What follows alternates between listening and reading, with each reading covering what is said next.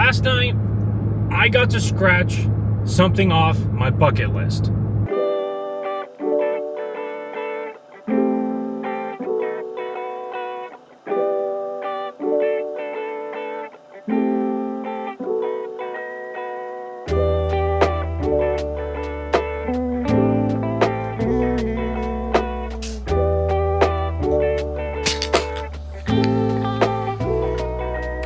So my bucket list isn't this long, extensive, crazy list that I've made. It's just a handful of things that I add to here and there, and I try my hardest to make it achievable. And you'll understand that shortly. It's relatively safe and tame things.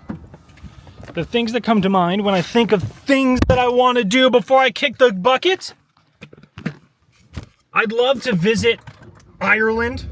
I'd love to see the Northern Lights with my own two eyes.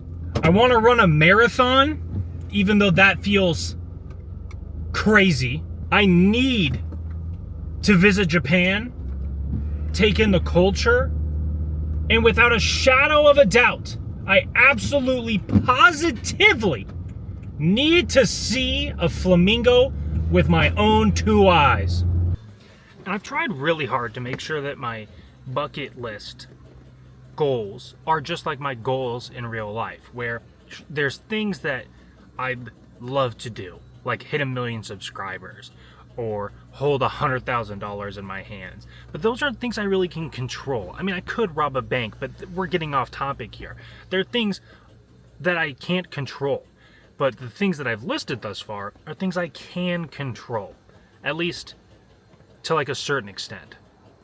All that being said, last night I had the magical opportunity to scratch one of those things off my bucket list. Not entirely, it's more of like a check mark rather than a scratch off. There's an asterisk next to it.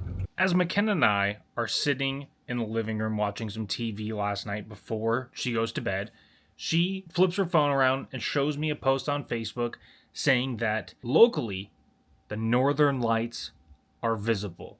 So I pop up off the couch and scramble outside to take a peek. Now, I don't know if it's like this everywhere, but I know specifically where we are, light pollution isn't quite as terrible as like a big city, but it's still a problem nonetheless. So when I looked up and saw nothing but dark skies, pitch black, not even a star, I was disappointed. For context, this isn't the first time I've been disappointed by the Northern Lights. Earlier this summer, there was a lot of solar storms happening and Northern Lights being visible, but we could never see them. I thought maybe I saw some wisps, but it was probably my brain playing tricks on me.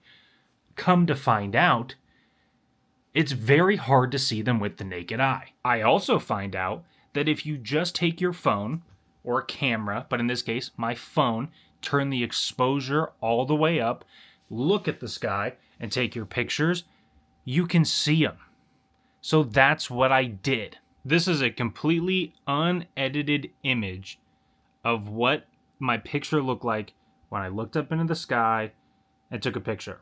Now, with the naked eye, it did not look like that.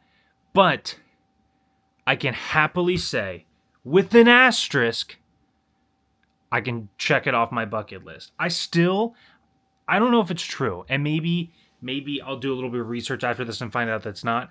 I hope I can see them with the naked eye if I go far enough north, like Alaska, deep Canada, where there's not a lot of light pollution. You're real close to these solar storms. But I don't know. Quick Google search, you can see them with the naked eye. However, they have to be very, very strong displays.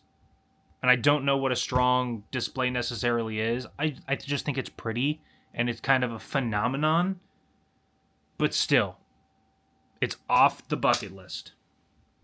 Kind of. It's still on there. It's not off the bucket list. But like, we're closer.